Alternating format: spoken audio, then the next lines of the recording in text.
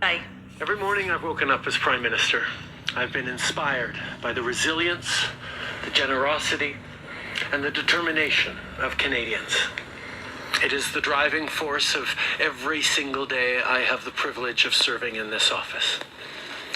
That is why, since 2015, I've fought for this country, for you, to strengthen and grow the middle class.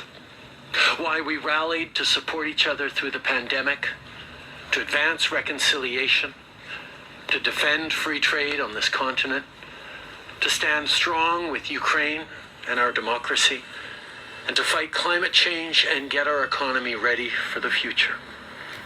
We are at a critical moment in the world. I fought for you, I fought for this nation. एक emotional statement जाते जाते Justin Trudeau का। PM की कुर्सी छोड़ते छोड़ते उन्होंने एक ऐसा बयान दिया कि उनको लगा कि अपना एक पॉलिटिकल गिमिक क्रिएट करें, अब जब दोबारा पावर में आएँ तब अपने आप में बाउंस बैक करें। जी हाँ, Justin Trudeau, notorious prime minister of Canada, have just resigned. उन्होंने रेजिग्नेशन दे दिया है और जाते जाते एक इमोशनल बात कहते चले गए। ये पर्सन जब से प्राइम मिनिस्टर बना तब से अपने साथ एक प्रकार से ऐसी लीगेसी लेकर चलता रहा जिसमें इंडिया और कनाडा के रिलेशंस अप डाउन होते रहे और इन लेटर ईयर्स ख़राब ही होते रहे। इन्होंने कहा कि इन्होंने क्लाइमेट चेंज के लिए काम किया, इन्होंने कहा कि इन्होंने यूक्रेन के लिए लड़ा, इन्होंने कहा कि हम मिडिल क्लास से लड़ रहे हैं, इन्होंने कहा कि मैं पूरे कनाडा के लड़ रहा हूँ। लेकिन ये व्यक्ति डिप्लोमेटिक फ्रंट पर फेल हो गया।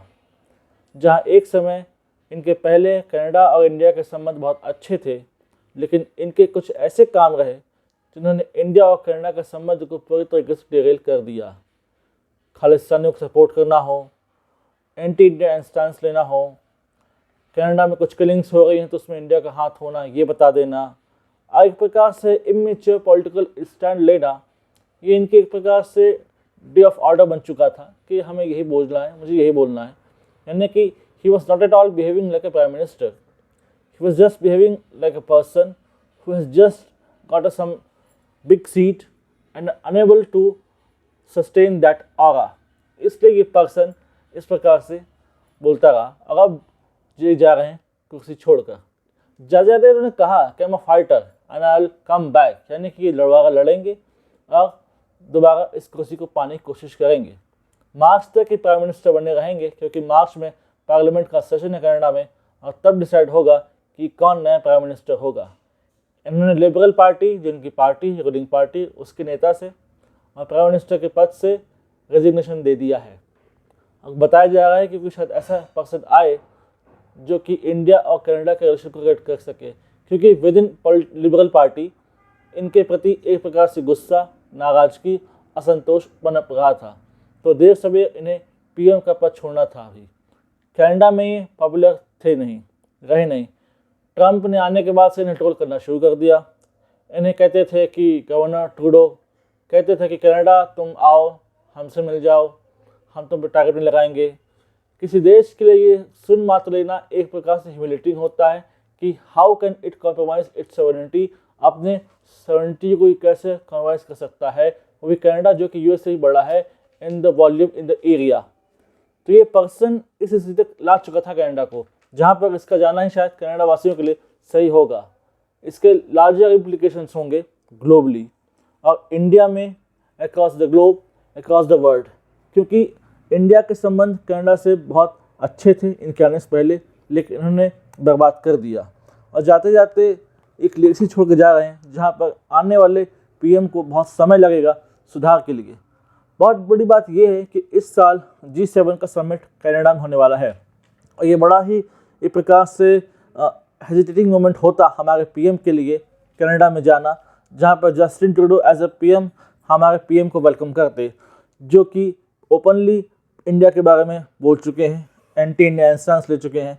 तो एटलीस्ट अब नाउ एक नए पीएम के साथ G7 की मीटिंग होगी और तब शायद इंडिया और कनाडा के संबंध सुधरेंगे, बातचीत होगी और इस बात पर ध्यान दिया जाएगा कि इंडिया और कनाडा के संबंध में सुधार कैसे लाया जा सके। कुछ वीज़ा के रेजोल्यूशंस हैं, वीज़ा इश्यूज़ हैं, वो सुधरेंगे या नहीं ये तो नहीं पता, लेकिन हाँ इतना कहा जा सकता है कि आने वाले समय में इंडिया और कनाडा अपने संबंध सुधार सकेंगे, ये रूम उन्हें मिल गया है।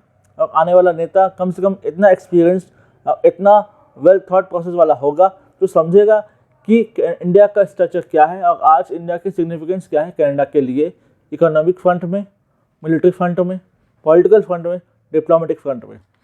इसलिए let's see what happens next. So the good news is this, Justin Trudeau has just resigned and now he is just like a puppet for 2-3 months, and we will welcome the new PM soon, and let's see how India and Canada will shape their diplomatic relations. इससे related कोई significant information आती है, I will update you through my new video.